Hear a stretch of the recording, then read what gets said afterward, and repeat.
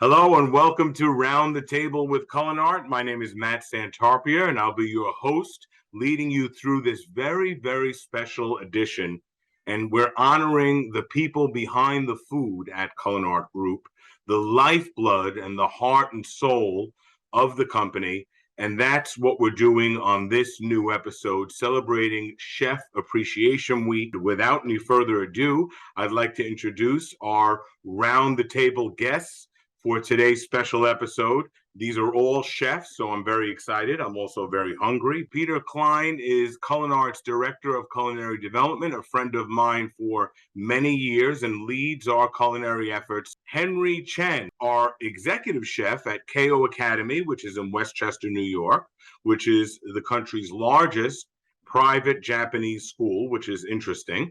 And a real dynamic account for us. Lindsey Romain. Lindsey, I know as well for a number of years, many roles with CulinArt as an executive chef, as a regional chef, and now transitioning into a new regional chef position. And now we're going to jump all the way, imagine if you will, to Colorado Springs. Wouldn't that be nice? We're transported to Colorado Springs to our good friend Chad. Chad is at T. Rowe Price in Colorado Springs. So it's great to have our T. Rowe Price team here with us.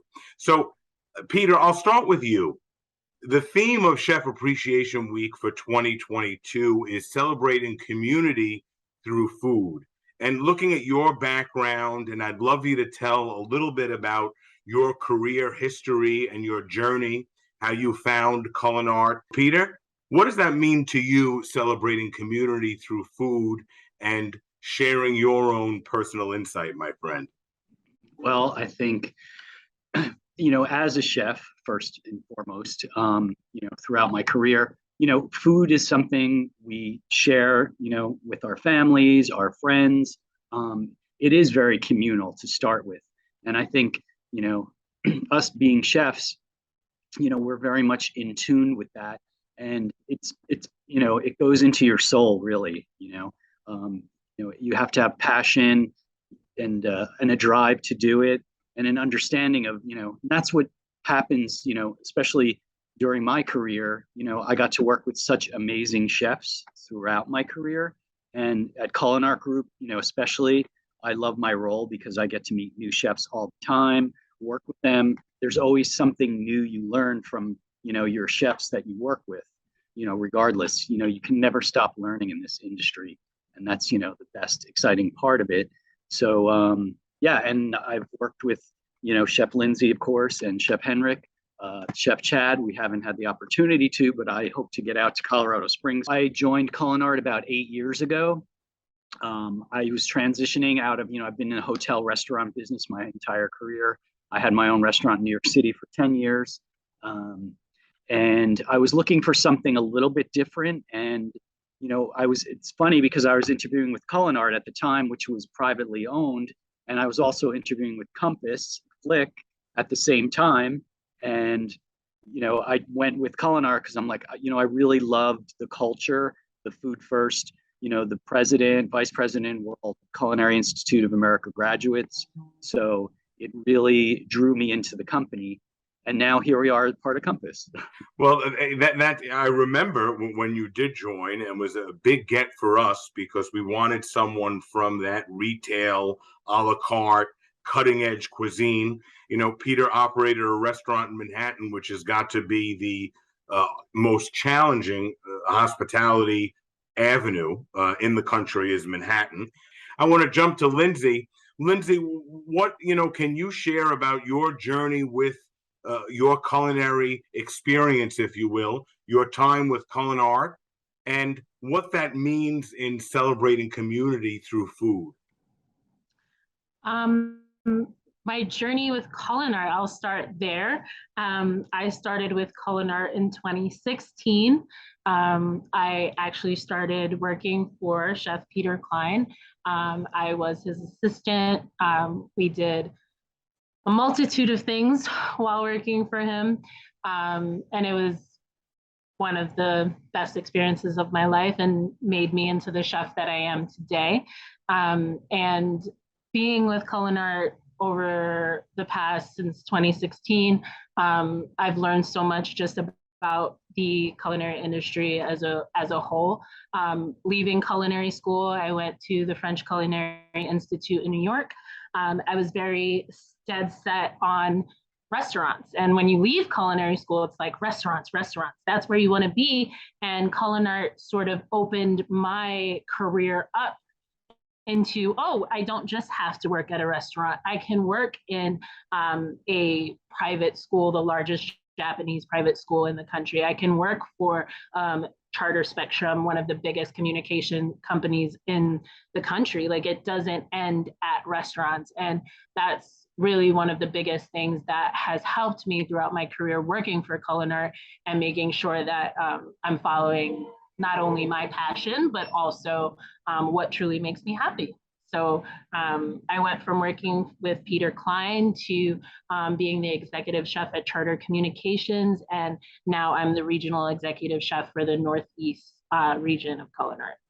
Wow, very nice, Lindsey. I didn't realize it was the whole Northeast region. I like that. You hit on a lot of great information, and we're going to continue our discussion about that. But what strikes me with all of you is, what we can accomplish at CulinArt and Compass Group. Thank you, Lindsey. We are going to jump to Chad. So, Chad, tell us a little bit about your journey with CulinArt, your journey as a culinarian, what you're doing at T. Rowe Price in Colorado Springs, and that idea or sense of community through food, how that lives through you.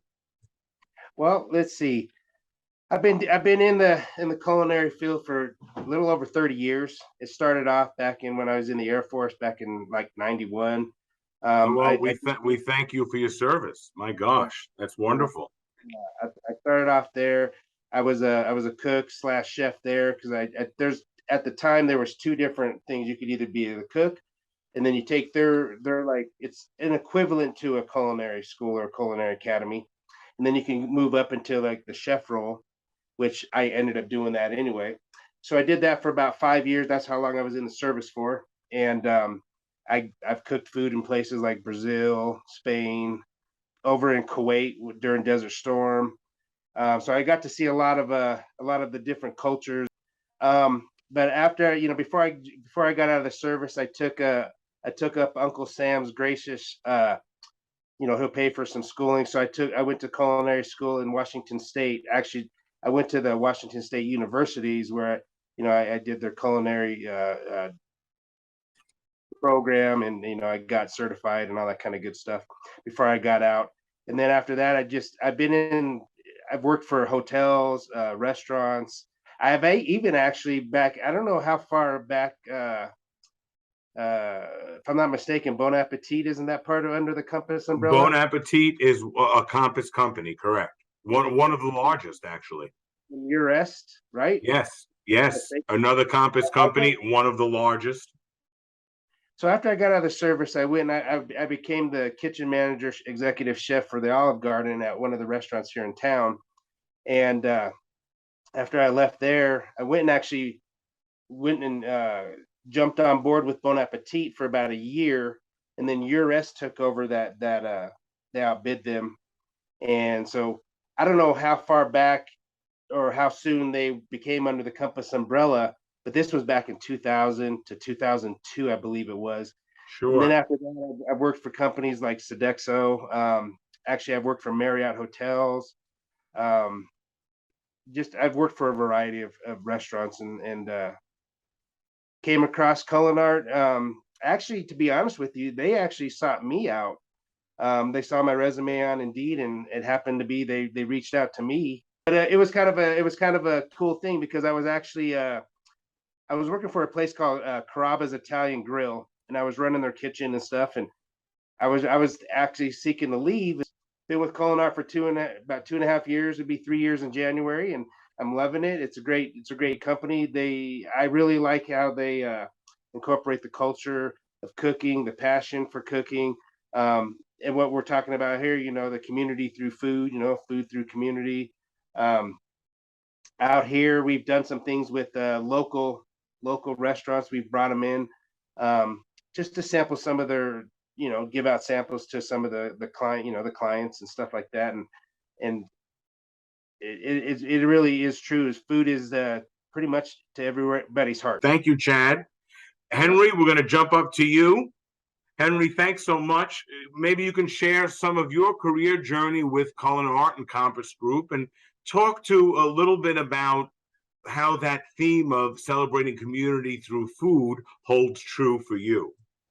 Well, I joined CulinArt at the end of 2019, right before the pandemic. So my time with CulinArt has been a little bit limited compared to the rest of my wonderful chefs. In 2020, when the school returned, I had the unique opportunity to kind of tackle a challenge where we were serving quarantine kids, and it was we had to adapt our menu to something where we could package really quickly, but our quality never suffered. And that was one of the most unique challenges, something that I kind of took away as a positive. Well, that's great. Right.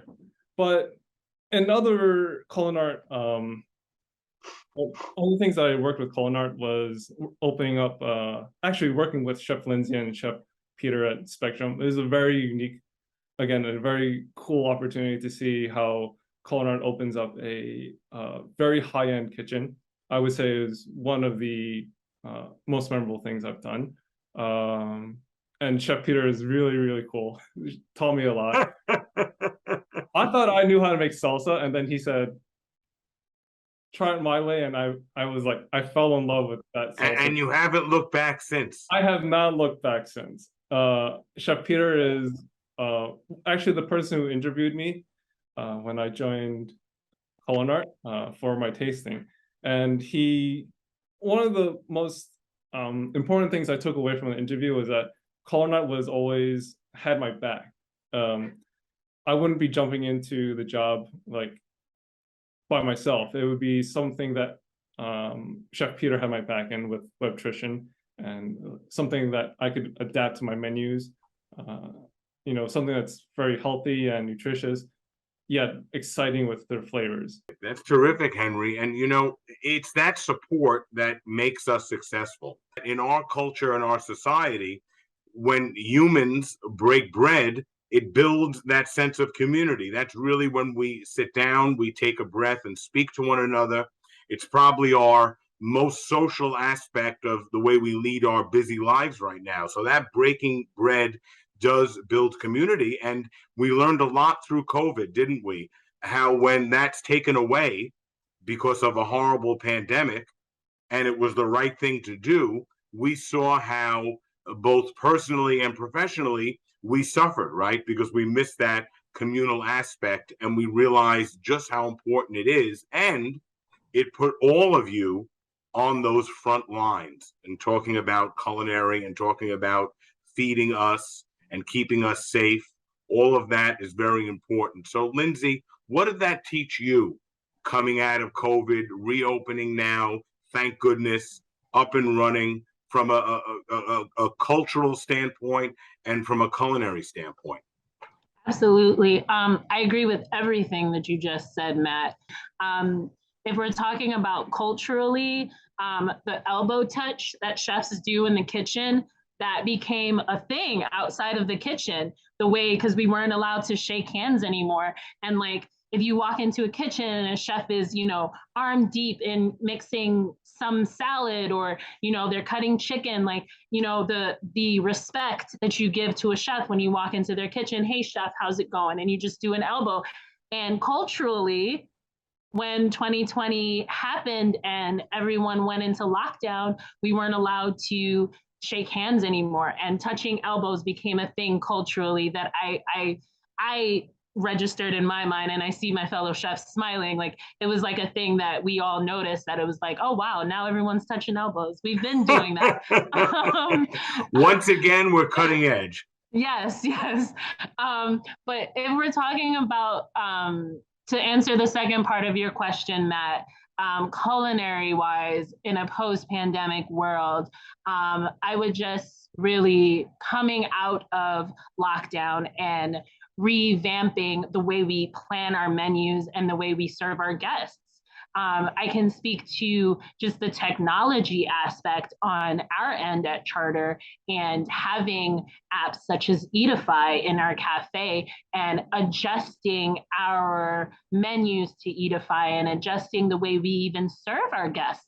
Well, it's really In we're a changing the way post-COVID we do world. business in some Yeah, aspects, right? yeah.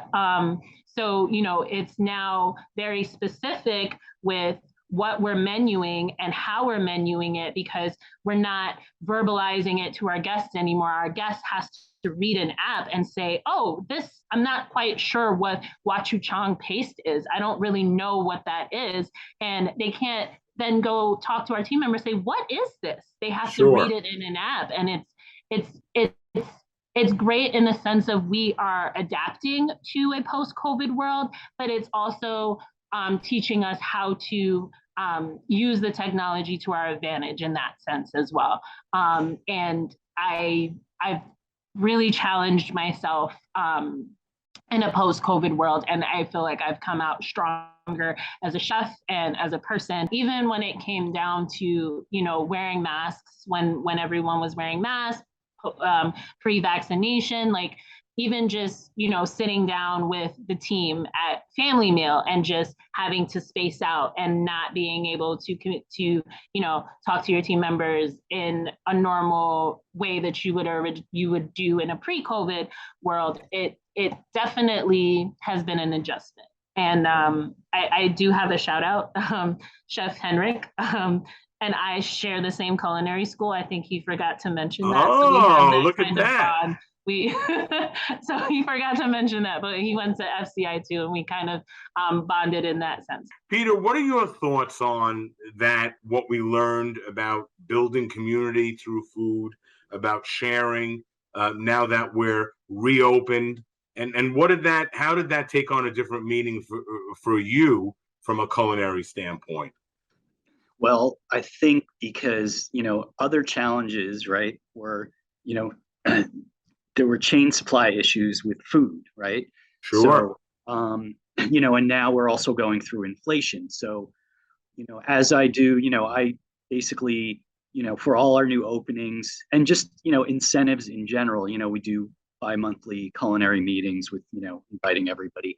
We talk about how can we menu smarter, right? And that's a tool that we have through Compass Group and Webtrition. There's actually a tag on there where you can smart menu. So one, initiative we just did this past summer for the fall for all the openings it was pretty ambitious. We built menus in Webtrition using smart menuing, and we pushed them out to all of our accounts, that have Webtrition. So they have the opportunity to, use the tools that are in front of them.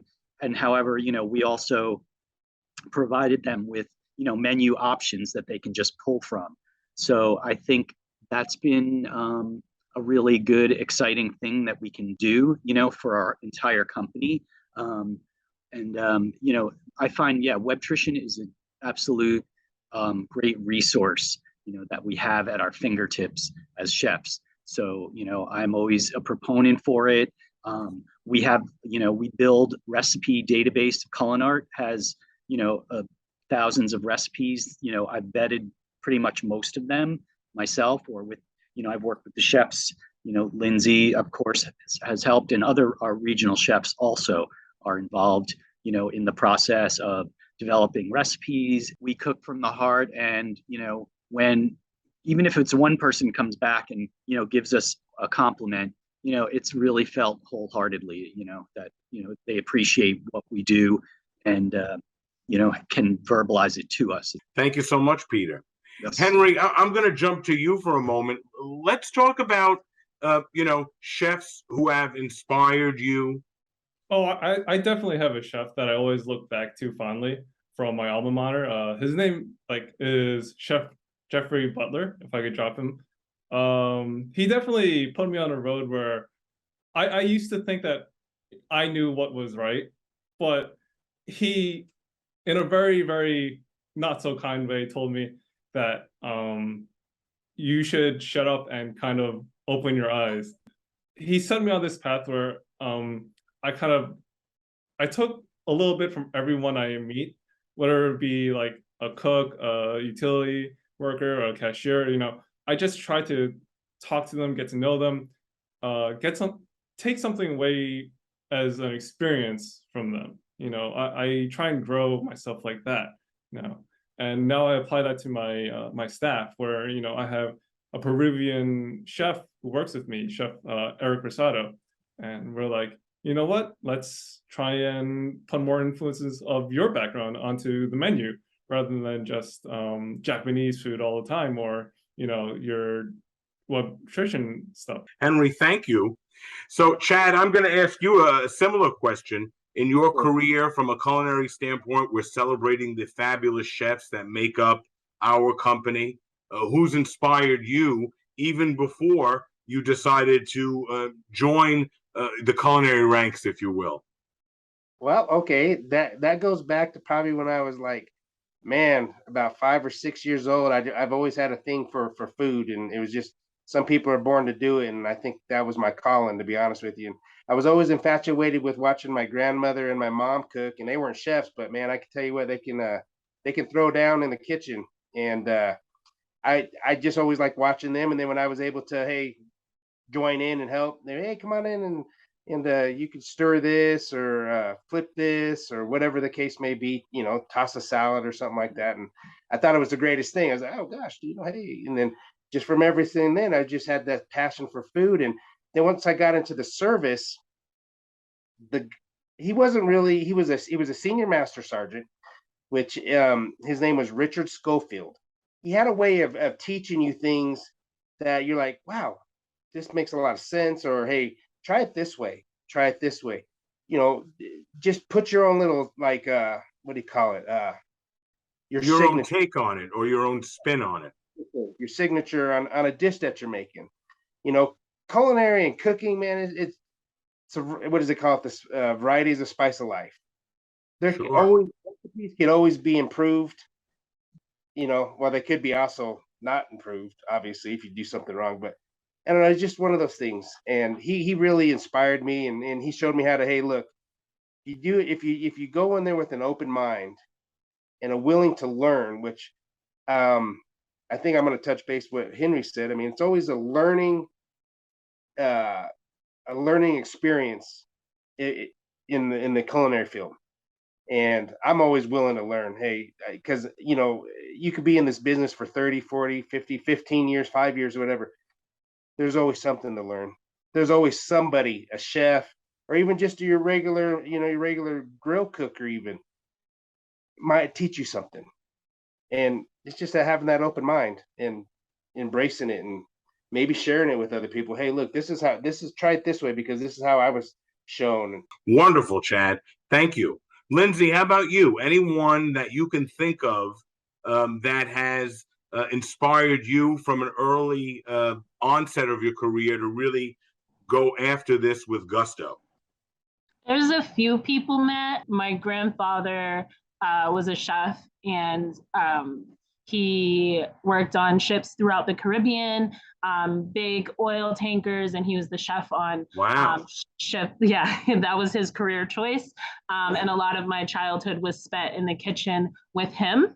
And then I would say once I did get to culinary school, similar to Chef Henrick, instead of the chef that actually inspired him, I had a chef instructor who didn't really think I can cut it. And that was my drive to kind of prove him wrong. And I did. And then, of course, he's on the call, Chef Peter Klein. He's the other inspiration for me. And then actually, more recently, I've been inspiring myself as well. Thank you very much. Lindsey, I appreciate it. And Peter, how about you? Inspiration when you think about Chef Appreciation Week and honoring those chefs that came before you? Well, in my younger career, I was always obsessed with Wolfgang Puck. Also a part of the Compass family of companies, that's right? Wolfgang That's right. Puck, yes. Yes. I found his cookbooks, when I was early in my career, and I just love how he infused, his European background with California cuisine. So when I first started working in New York City, I actually got to work with these chefs that all came from Wolfgang Puck. It was kind of like a migration to the East Coast. Sure. So one chef I worked with, Jonathan Eisman, young, we opened up, that was the first restaurant I opened up. We opened up on the Upper West Side, and it was all like that California-based cuisine. So it was very exciting. It was like fresh, it was all about the particular ingredients you're using and to showcase them in simple, clean ways. And, a lot of like Japanese and somewhat Asian influence also on that. And I think that's what put me on the path, because I've always been, a big proponent of, Asian cuisine, Japanese in particular. Like when Chef Henrick did his tasting, it like blew me away because it was all like Japanese based food that he did. Obviously, he was, applying for the Japanese school. And yeah, I just have a very fond appreciation of that style. So it's always influenced me throughout my career. Wonderful. I love to hear about what influences passionate people. It's always fascinating to me. So I have one more question as we wrap things up today, because I'm very people focused, being part of the human resources and professional management team, if you will. We are a people-centric company. We're infused with food and culinary innovation. So briefly, what is one best practice that you think and that you do at your location, whether from a corporate level or a regional level or in location, if you will? What's a best practice that you can share with us that you talk to your team about with regards to Chef Appreciation Week? What are some things that you're doing to make sure we keep this momentum moving forward, and that we're continually thanking all of our culinary team members for the great work that they do? So, Henry, I'll jump to you first. What's something you do at the account level to make sure your team is on the same page? What we do on the account level, let's see. Well, we definitely try to keep it at like a family kind of environment. We're always looking out for each other because we know that our job isn't the easiest compared to, just an office job. Our job is very, very, it takes a lot of heart to do. So I definitely try to give out my heart and my appreciation to my staff members who I see work when we were doing deliveries during the winter, during quarantine. I definitely tried to cheer them up with, whatever special, I don't want to give out too much, but like I tried to spoil them. Great, Henry. I love it. Very nice. Chad, we'll jump over to Colorado Springs. What's something that you do with your team to make sure we're keeping this momentum moving forward from a culinary standpoint? Well, I like to really practice diversity by inclusion. I mean, I give, I give all my cooks, whether it's the grill cook, I let them have a take on like, hey, like if we're doing a special for, like, say for instance, I have a cook. His name's Victor Lopez, and he's really talented and he's really young. He's only 20 years old, but he brings a flair to like if we're having a Latin cuisine or a Latin special or Hispanic or however you would like to call it. I say, hey, hey, I know you have your mom is like really pure at what do you call it? Gosh, I'm at a loss for words. Certain, like, say for instance, a green chili recipe. I'm just going to throw that out there. Sure. As an example, what is his take? It's like, hey, can you make this better? Do you have something that you could bring to make this recipe better? And he does. And all my cooks are like that. They have a little different aspect on how to create and how to make recipes and how to create cuisines and stuff. And I was just giving that freedom because I think, hey, you give them that freedom and then it turns out good. Of course, you give them the praise, and I make sure usually it all does come out great. I'm not going to lie to you. I mean, they have a good teacher, AKA myself. I always give everybody credit where credit's due. When the employees of T. Rowe Price come through, hey, man, this green chili was phenomenal. Like, dude, my man Victor here, give him all the praise because he threw in, he threw down, and it's just, I think when you give your all your cooks, you know, that praise on a daily basis, it goes a long way. Wonderful, Chad. I love it. Lindsey, let's go to you from your role. I mean, you have a little bit of both. You're in a location a lot, but you're also in a regional role for most of the country or most of CulinArt's territory or all of it. What's some best practice that you do to keep our culinary momentum moving forward? Yeah, so I actually gave this a lot of thought, Matt, with my new role. And as we were preparing for this round table, I thought to myself, with this role, how can I appreciate the chefs in my region? And it came to me last night while I was brushing my teeth. I'm setting in place just an appreciation for the float chefs of my region. And for those of you who don't know, float chefs are essentially, they travel around districts and they support. They help with upscale caterings. If someone called out sick, they jump in and they work a station.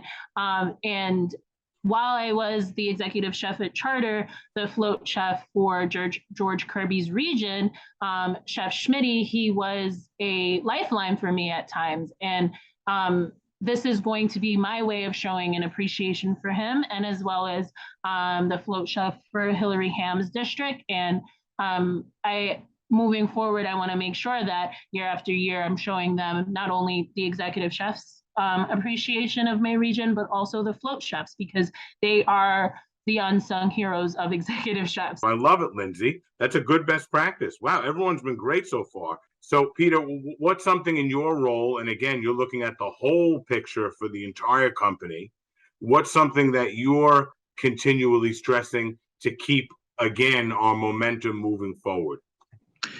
Well, I think one of the things, and all these chefs have touched upon it, is I really try to mentor people as much as I can. And I do visit a lot of accounts, as you know, especially now that, we're back, out of COVID somewhat. When I go into a particular account, I realize, that's the chefs or the food director, it's their account. So I have respect for them and what they do. And I always try and look for things, that they are doing that are, great, positive things, bring those to light. I think it's always, a good, respectful way to go into somebody's account. Of course, there are things, maybe that need work on, but I really do try and stress the positive things that, people do, because I know how much, it takes to really, on a daily basis, try and do your best every day. So I definitely, give that respect to the chefs that I work with and go and visit in their accounts. I love it, Peter. And you picked up another great point. Make mentoring a best practice part of all of our position responsibilities. I want to thank all of our special guests for this special edition of Round the Table with CulinArt, focusing on celebrating the people behind the food, our wonderful chefs that make up CulinArt and Compass Group. If you'd like more information from Compass Group on Chef Appreciation Week, be sure to visit chefappreciationweek.com, and you'll get a lot of great information. Once again, I'm Matt Santarpia. I appreciate your support, and we'll see you soon. Have a great day.